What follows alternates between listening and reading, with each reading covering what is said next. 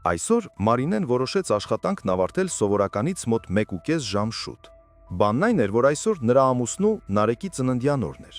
Նա սովորական շարժվով հանեց գոգնոցը, թափ տվեց այն եւ ժպտալով նայեց հայելու մեջ իր արտացոլանքին։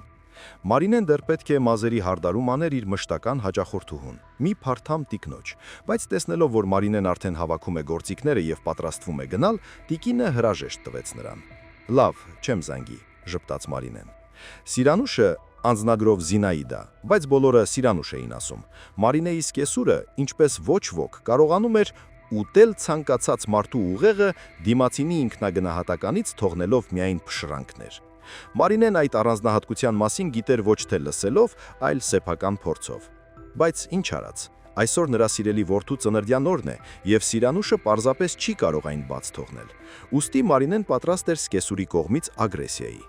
Բայց չէ՞ որ այսօր նաև իր տոնն էր։ Այդ պատճառով Մարինեն ամեն գնով ուզում էր ուրախանալ ամուսնու համար։ Այսօր նա շատ էր ուզում Նարեկի համար լինել աշխարհի ամենալավ կինը, իսկ դրա համար նա ինքը պետք է լիներ կատարյալ։ Սիրանուշին պետք էր խնամել, նրա շուրջը միշտ պետք էր վազվզել, հրահանգներ սպասել, նրան միշտ պետք էր շատ ուշադրություն դարձնել։ Այդ իսկ պատճառով աշխատանքից անմիջապես հետո Մարինեն թռավ քաղաքի մյուս ծայրը, որպեսզի գնի Նարեկի սիրելի տորթը։ Հենց այն տորթը, որը նախատեսել էր իր աննման որդու համար հենց ինքը, Սիրանուշը։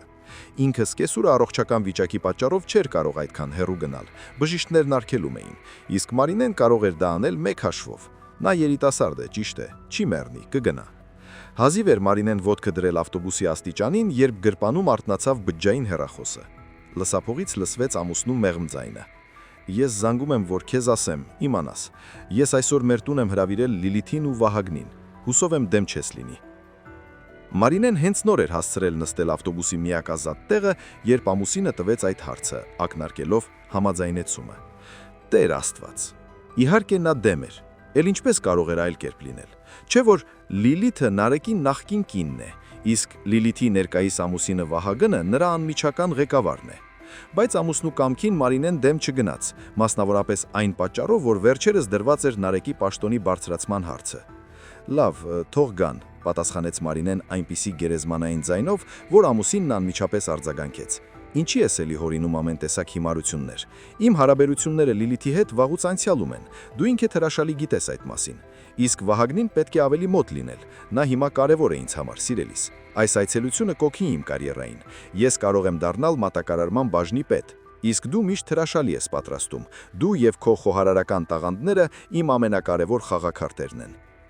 Հիմա հերթը հասավ Մարինեի շփոթվելու։ Մարինեն միշտ կարողանում էր սողոսկել ուղիղ հոգի մեջ, բացի այդ նա ուներ իսկապես հիպնոսացնող ձայնի տեմբր։ Մարինեն շփոթվեց անսպասելի հաճոխոսությունից եւ շտապեց պատասխանել արդեն շատ ավելի ընկերական տոնով։ «Լավ, սիրելիս, ոնց ասես, տոն է ինչևէ»։ Երբ Մարինեն իմացավ, որ այսօր իրենց բնակարանում լինելու են Լիլիթն ու Վահագնը, նա խիստ վշտացավ։ Լիլիթը, Վահագնը եւ Նարեկը աշխատել են եւ մինչեւ հիմա աշխատում են նույն ընկերության մեջ, բայց տարբեր պաշտոններում։ Նարեկը ժամանակին աշխատում էր որպես մատակարար եւ համատեղության կարգով ամուսնացած էր հաշվապահ Լիլիթի հետ։ Բայց երբ նրանց ընկերության մեջ հայտնվեց նոր պետը, Վահագնը, Լիլիթը թողեց ամուսնուն հանուն այդ գեղեցիկ ներկայանալի տղամարդու։ Իր կարծիքով նրա հետ զարգացման հեռանկարները ավելի շատ էին։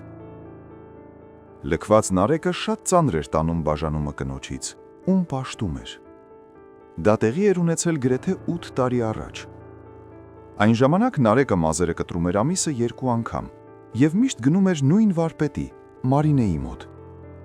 Այնտեղ, սանրվածքի ժամանակ, նա պատմեց գեղեցկուհի Վարսահարդոնին իր կնոջ դավաճանության մասին, հառաչում էր ու տնքում, մի խոսքով նվնվում էր։ Իսկ Մարինեն, տարվելով նրա պատմություններով, հուզվում էր այդ դժբախտ տղամարդու անկեղծ ապրումներից եւ յուրովի փորձում էր համոզել նրան այդքան շատ չտխրել։ Ունենալով հոգեբանի զարգացած ունակություններ, նա արագ կարողացավ դա անել։ Իհարկե, դրա հետ մեկտեղ նա մի փոքր տարվեց եւ թույլ տվեց իրեն սիրահարվել Նարեկին։ Իսկ վերջինս երախտագիտությամբ ընդունեց դա։ Բայց արդյոք նա ինքը սիրեց, թե ուղղակի թույլ տվեց իրեն սիրել, այս հարցը տանջում էր Մարինեին։ Նարեկը գլխովին խորասուզվեց իր նոր ընտանիքի կառավարման մեջ, հատկապես երբ նրանք ունեցան որդի, Կարենին։ Սակայն կորպորատիվ խնջույքներին, որոնց Նարեկը երբեմն տանում էր Մարինեին, կինը հաճախ նկատում էր, թե ինչպիսի թափանցող հայացքներ է երբեմն գցում Լիլիթը իր ամուսնու վրա։ Բայց ամենատհաճն այն էր, որ Նարեկն էլ գրեթե անընդհատ հետևում էր հենց Լիլիթին։ Էլ ինչ խոսել այն մասին, թե ինչ էր կատարվում այն խնջույքներին, որոնց Մարինեն ներկա չէր։ Մի խոսքով, խանդի առիթ Մարինեն ուներ ծանրաշիր։ Նա երկար և տանջալից մտորում էր այն մասին, թե ինչի համար է Լիլիթին հիմա պետք իր ամուսինը, Նարեկը, և եկավ այն եզրակացության, որ նա մինչև հիմա սիրում է նրան։ Սակայն նրա հետ լինել նա չի կարող, քանի որ նրա համար ավելի կարևոր է փողը։ Իսկ Վահագնի հետ նա ֆինանսական խնդիրներ չունի և կարող է իրեն շատ բան թույլ տալ։ Էլ ինչու մանրանալ ինչ-որ մատակարար Նարեկի վրա։ Այս տհաճ մտքերի մեջ խորասուզված Մարինեն հազիվ հասավ տուն։ Նրա ձեռքերում հսկայական տորտն էր, որը հրամայել էր բերել սկեսուրը։ Նա մտածում էր, թե ինչպես ամենահարմար ձևով բացի դուռը, որպիսի վայր չգցի տորտը, և այդ պահին մուտքի դուռը բացվեց, ստիպելով Մարինեին ցնցվել անակնկալից։ Մուտքից դուրս թռավ Մարինեի հարևանուհին, չռված աչքերով շիկահեռ Վարսենիկը։ Մարինեն քիչ էր մնում վայր գցեր տորտը անակնկալից, և քիչ էր մնում ինքն էլ ընկներ, բայց Վարսենիկը հասցրեց վերջին պահին օդում բռնել աղջկան։ «Ուր ես այդպես գնում, Վարսենիկ, աչքերդ բաց արա, երբ մուտքից դուրս ես թռչում», բարկացավ Մարինեն։ «Կներես, Մարիշ, կներես արևս», ծլվլաց Վարսենիկը։ «Ինչ ես այդպես բարկացել»։ Մարինեն կանգ առավ մեկ վայրկյան, մտքերով գնալով ինչ-որ հեռու տեղ, իսկ Վարսենիկը, այդպես էլ պատասխան չլսելով իր հարցերին, շտապեց տալ նորը։ «Դու դեռ մազ ես կտրում, դուրս չես եկել Վարսավիրանոցից»։ Դատելով ամենից, Վարսենիկը խոսելու ցանկություն ուներ։ «Կտրում եմ, ինչի պետք է դուրս գամ»։ «Դե Սիրանուշն ասաց, որ դու վերջերս վատ ես սկսել կտրել, ասում է, որ վերջին անգամ դու նրան շան նման ես խուզել»։ Շիկահեռ Վարսենիկը ժպտաց իր բոլոր ատամներով և հասկանալով, որ հավանաբար այդ ամենը չարժեր ասել Մարինեին, փախավ նույնքան արագ, որքան հայտնվել էր։ Իսկ Մարինեն, զգալով հոգնածությունը և ծանր տուփը, դժվարությամբ բարձրացավ երրորդ հարկ։ Սիրանուշը երբեք չէր հավանում իր հարսին, բայց ինչպես կարելի է այդպես վարվել։ Շատ կոպիտ կին է։ Միշտ ասում էր, հաշվապահը մասնագիտություն է, իսկ վարսիրը ոչ։ Սակայն ունենալով նման ծայրահեղ կարծիք իր հարսի մասին, նա գնում էր մազերը կտրելու բացառապես նրա մոտ։ Քիչ է, որ Մարինեն երբեք չէր վերցնում գումար նրանից ոչ կտրվածքի, ոչ հարդարման համար, նա դեռ ամեն ինչ անում էր գերազանց, այնպես որ ոչ մի բանի չէր կարող կպնել։ Եվ ինչպես կարող էր այնպես ստացվել, որ այս անգամ նա խուզել է սիրելի սկեսուրին շան նման, չէր կարողանում հասկանալ Մարինեն։ Մտնելով դատարկ բնակարան, Մարինեն զգուշորեն դրեց տորթով ծանր տուփը պահարանի վրա և ինքն էլ նստեց կողքին։ Նա որոշեց վանել իրենից բոլոր ծանր մտքերը և տրամադրվել տոնին։ Այսօր Նարեկի տոնն է, նշանակում է տոն է նաև իր համար, հետևաբար տխրել պետք չէ ոչ մի դեպքում։ Պետք է ուրախանալ և զվարճանալ։ Հրաշալի է, որ նա երեկոյան և այսօր առավոտյան արդեն հասցրել էր ամեն ինչ պատրաստել, որպեսզի սկսի տոնական սեղանի սպասքադրումը։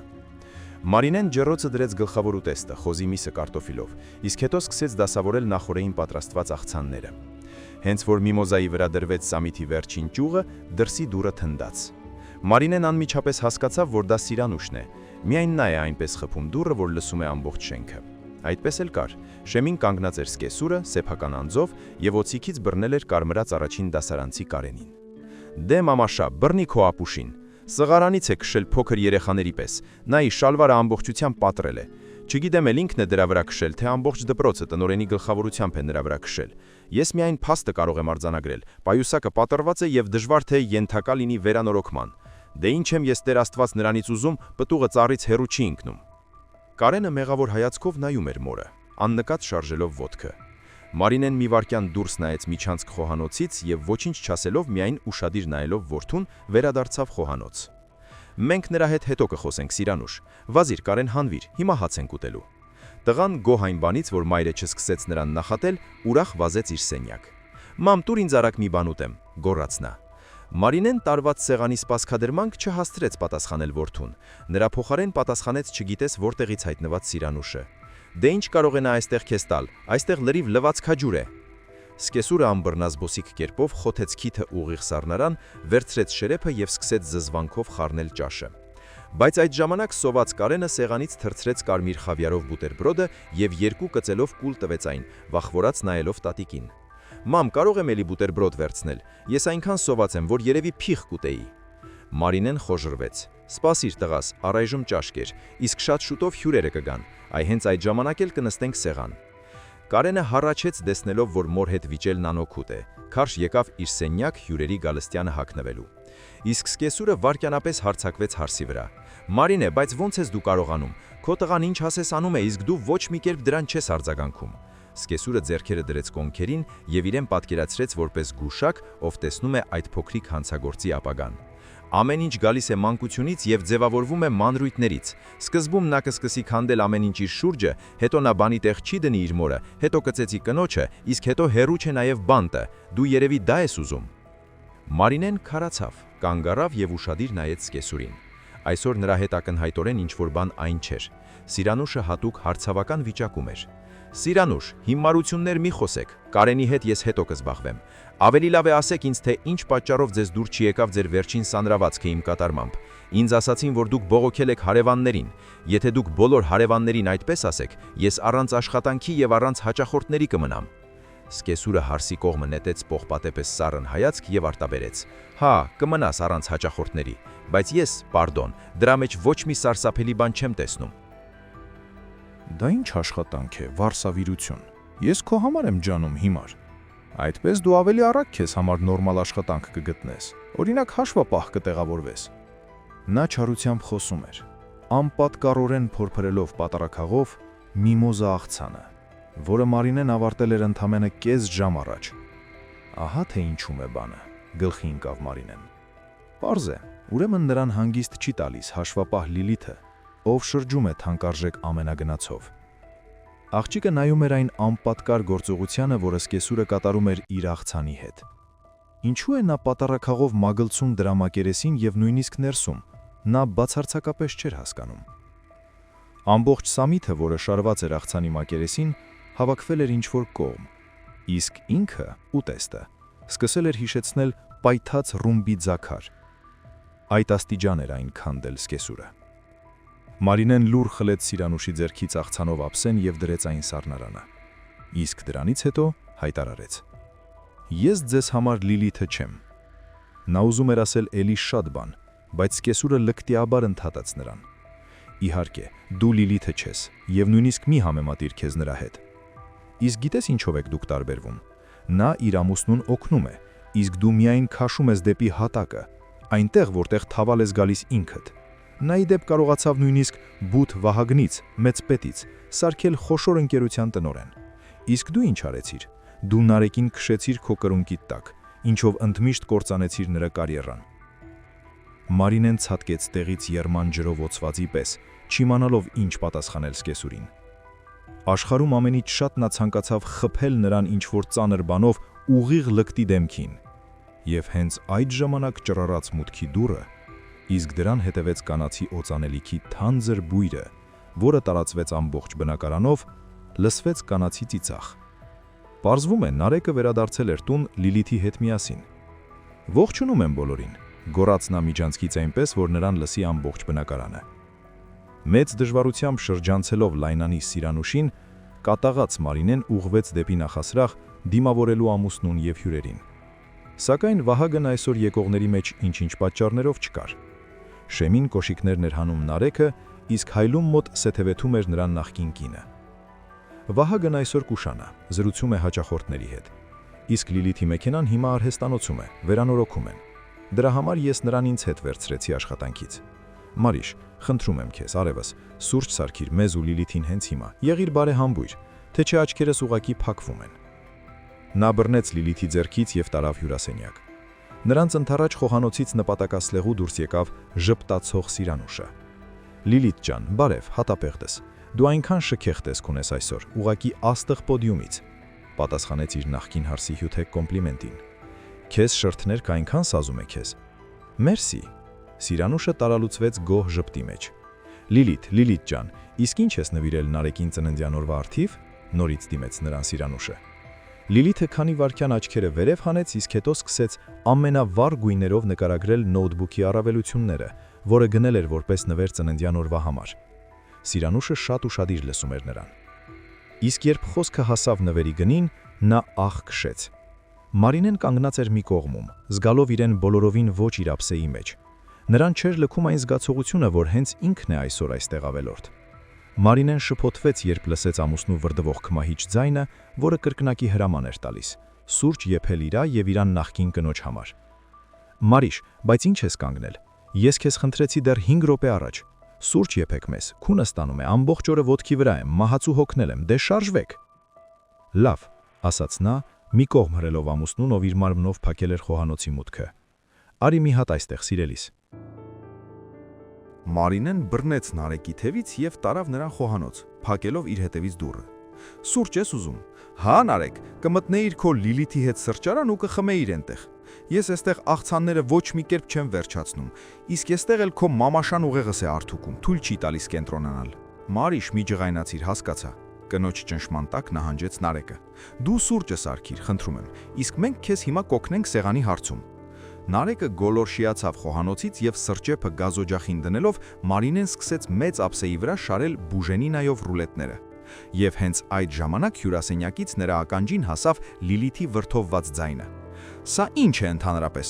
Պետք էր հավաքվել սրճարանում եւ նշել Նարեկի ծննդյան օրը ինչպես հարկն է։ Կարքին մարդից պետք է հավաքվեն։ Ոնց դուք դա չնախատեսեցիք, Զինայդա, ձեր խելքով եւ կյանքի փորձով։ Իսկ սա ինչ է ընդհանրապես։ Ինչ ինքնագործունեություն է։ Ֆու։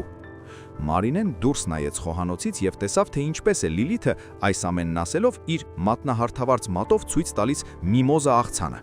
Սա ընդհանրապես ինչ աղցան է։ Մարինեն պայթեց, նրա դեմքը կարմրեց եւ նա արդեն պատրաստվում էր պատասխանել, երբ դռան զանգը հնչեց։ Նարեկը խայտվածի պես նետվեց բացելու, իսկ նրա հետևից ազդրերը ճոճելով գնաց Լիլիթը։ Մարինեն արդեն ուզում էր վազել նրանց հետևից, երբ սկեսուրը բավականին ցավոտ հրեց նրան արմունկով կողքին։ Բայց ինչի կանգնեցիր հիմար, ակնարկը չհասկացար։ Այսպիսի բան կարքին մարդկանց սեղանին մատուցել չի կարելի։ Դե արագ վալսի տեմպով վերափոխիր ամեն ինչ եւ սեղանը նորից սպասքադրիր։ Կատակ ես անում։ Նարեկը արդեն գրեթե բաժնի պետ է, իսկ դու նրան այդպես ես ներկայացնում իր պետի առաջ։ Այս խոսքերով Սիրանուշը վերցրեց աղբամանը եւ մեկը մյուսի հետևից սկսեց թափել դրա մեջ Մարինեի պատրաստած նախուտեստներն ու աղցանները։ Մարինեն չհասցրեց ուշքի գալ, երբ տոնական սեղանին մնաց միայն նրա չարաբաստիկ միմոզա աղցանը, քանդված կեսուրի կողմից։ Դե ինչ եք դուք ձեր մերը անում։ Մարինեն ոռնաց եւ ուժով բռնեց կեսուրի ձեռքը։ Եթե ձեզ այստեղ դուր չի գալիս, ռադ եղեք այստեղից եւ ձեզ հետ վերցրեք ձեր նախկին հարսը։ Նման անհարգալից վերաբերմունք Սիրանուշը հանդուրժել չուզեց եւ հասցրեց հարսին մի հզոր ապտակ, որից նրա աչքերից վարկյանապես շատ ռվանի պես արցունքներ չայտեցին։ Ֆիզիկական պատժից հետո սկեսուրը պատրաստվում էր հարսին տալ նաև բանովեր ապտակներ, բայց դրա փոխարեն ստացավ ուղիղ բռնունցքով քթին։ Մարինեն ձեռք բարձրացնելը հանդուրժել չպատրաստվեց եւ պատասխանը տվեց անմիջապես, առանց հապաղելու։ Սիրանուշը ճչաց ցավից եւ գոռաց ամբողջ կոկորոտով. Նարեկ ջան, փրկեք, սպանում էր ժողովուրդ, օգնություն։ Սակայն անցավ առնվազն 1 րոպե, մինչև Նարեկը ներս վազեց հյուրասենյակ մոր ճիքերի վրա։ Սիրանուշը վարկյանապես լռեց, իսկ Նարեկը սկսեց պարզել, թե ինչ է այստեղ տեղի ունեցել։ Սակայն Մարինեն նկատեց Նարեկի դեմքում մի առանձնահատկություն, որի շնորհիվ Սիրանուշը եւ նրա խելագր ագրեսիան անմիջապես մղվեցին երկրորդ պլան։ Նարեկի ամբողջ դեմքը վզից մինչև քթարմատ պատված էր շրթներքի հետքերով, այն նույն շրթներքի, որը փայլում էր Լիլիթի շուրթերին։ Նարեկ ջան, տգաս, նա լրիվ է գժվել, նրան պետք է հոգեբանարան տանել, նա քիտս ջարդեց մինչև արյուն, իսկ դրանից առաջ նա թափեց իր բոլոր նախուտեստներն աղբամանը։ Ու ոնց է հողը նմաններին պահում։ Մարիշ, դու ես ինչ արեցիր, կատաղեց գոռաց Նարեկը կնոջ վրա։ Նրա դեմքը ծռվել էր չարությունից, սակայն Մարինեն անթափանց դեմքի արտահայտությամբ կանգնած էր լուռ, մարտական խաչած ձեռքերը կրծքին։ Գնա եւ նայիր քեզ հայելի մեջ, ասաց մետեղական ձայնով հրելով Նարեկին դեպի հայելին։ Եվ երբ դուք հասցրիք, հա, լիցել է արդեն ոտքից գլուխ, դու ամբողջովին շրթներքի մեջ ես, ծաղրացու, ինչ կասես։ Նայելով իրեն, Նարեկը շփոթվեց եւ սկսեց արդարանալ։ Մարիշ, դե հերիքա, ինչի ես էլի ավելորդ բաներ հորինում։ Լիլիթը ինձ ուղակի շնորհավորեց։ Շնորհավորեց։ Հա, նա քեզ լավ է շնորհավորել։ Մարինեն հանեց իր վրայից եւ շպրտեց ամուսնու դեմքին խոհանոցային գոգնոցը։ Նշեք ծննդյան օրը առանց ինձ, խնդրեմ։ Դուք էստեղ այնպես էլ լրիվ իդիլիա ունեք, ամբողջ ընտանիքը հավաքված է, իսկ ես էստեղ ավելորդ եմ։ Այս ամենն ասելով Մարինեն մտավ իր ննջասենյակ, որպեսի արագ հավաքի իր իրերը։ Այն, որ հիմնական իրերը արդեն դասավորված էին, քանի որ Մարինեն պատրաստվում էր օրերս գնալ մոր մոտ ամառանոց, նրան շատ ուրախացրեց։ Մնաց միայն հավաքել Կարենին եւ ճամպրուկի մեջ գցել մի քանի կարևոր իր։ Մարինեն հենց նոր դժվարությամբ փակում էր պայուսակի կայծակաճաղմանդը, երբ ննջասենյակ մտավ վշտացած Նարեկը։ «Մարիշ, դու ուր ես հավաքվեցիր, բա հյուրերը»։ «Գնա գրողի ծոցը»։ Մարինեն արհամար հանքով մի կողմ հրեց Նարեկին եւ ուղղվեց մանկական սենյակ։ «Կարեն, հավաքվիր բալես, մենք գնում ենք տատիկի ամառանոց հենց հիմա, ոնց որ դու ուզում էիր»։ «Ուռա!» գոռաց գոհ Կարենը։ Մնաց միայն մի քիչ ուտելիք հավաքել ճանապարհի համար եւ Մարինեն ուղևորվեց խոհանոց, սառնարանի մոտ։ Իզուր չէր նա երեք այդքան պատրաստել։ Սակայն էստեղ էլ Նարեկը հանգիստ չտվեց նրան, կտրուկ փակելով նրա ճանապարհը դեպի սառնարան։ «Լսիր, ինչ ես դու ինձանից ուզում», ջղայնացած գոռաց ամուսնու վրա Մարինեն։ «Բոլորը, ովքեր քեզ պետք են, մնում են էստեղ, գնում ենք միայն ես ու Կարենը»։ Նարեկը չարությամբ նայեց կնոջը եւ ֆշացրեց. «Մարիշ, անհապաղ վերջացրու իսցերիկան եւ զբաղվիր սեղանով։ Սեղանին ով է մատուցելու։ Հյուրերը արդեն բոլորը հավաքվել են»։ Ի պատասխան Մարինեն կտրուկ շրջվեց դեպի հյուրասենյակ եւ ներս թռավ այնտեղ, բռնած Նարեկի ձեռքը։ Պատուհանի մոտ կանգնած էր գոհ Լիլիթը։ «Դու ինձ հարցնում ես, թե ով է ձեզ սեղանին մատուցելու», ժպտալով հարցրեց ամուսնուն Մարինեն։ «Ահա նա քեզ կմատուցի»։ Այս խոսքերով Մարինեն վերցրեց տոնական սեղանից այն ամենը, ինչ այնտեղ մնացել էր, միմոզայով ամանը, եւ ինչ ուժ ուներ շփեց ուղիղ Լիլիթի դեմքին։ «Իսկ կարող եք սրճարան գնալ, ոնց կուզեք», լիաթոք ծիծաղեց Մարինեն, ձեռքերից թափ տալով բոլոր կողմեր թռած աղցանի կտորները։ «Կգտնեք մի տեղ, որտեղ կարքին մարդկանց համով լափելու բան կտան»։ Այդ րոպեին Մարինեն նկատեց ծայրահեղ զարմացած Վահագնի դեմքը, ում ժամանումը կրքերի թեժ պահին ոչ ոք չէր նկատել։ Մինչդեռ տղամարդը կանգնած էր եւ լուռ հետևում էր կատարվողին։ Նա նայում էր մերթ իր կնոջ դեմքին, որը վերածվել էր աղցանային խառնրդի, մերթ Նարեկի, նրա շրտաներկով կեղտոտված դեմքին։ Վահագնը արդեն վաղուց կասկածում էր, որ կինը անհավատարեմ է իրեն, իսկ հիմա նա ստացավ իր կռահումների ամենաանհերքելի ապացույցը։ Արդեն այդ վայրկյանին Վահագնը որոշեց, որ վաղը նա կհեռացնի Նարեկին աշխատանքից։ Այդպիսի աշխատակիցներ նրան հաստատ պետք չեն։ Մարինեն Կարենի ձեռքը բռնած այդ ժամանակ լքում էին չարաբաստիկ բնակարանը։ «Ինչ լավ է, որ ես չվաճառեցի իմ նախքան ամուսնություն ունեցած բնակարանը, որը թողել էր ինձ պապիկս։ Ափսոս իհարկե, որ պետք կլինի դուրս հանել վարձակալներին եւ հրաժարվել վարձավճարից, բայց ոչինչ, ես իմ աշխատանքով չեմ կորչի։ Իսկ այս ամբողջ խմբին ես հիմա շուտ չեմ տեսնի, առնվազն մինչև դատական նիստը, որը կքննի ամուսնալուծման գործը»։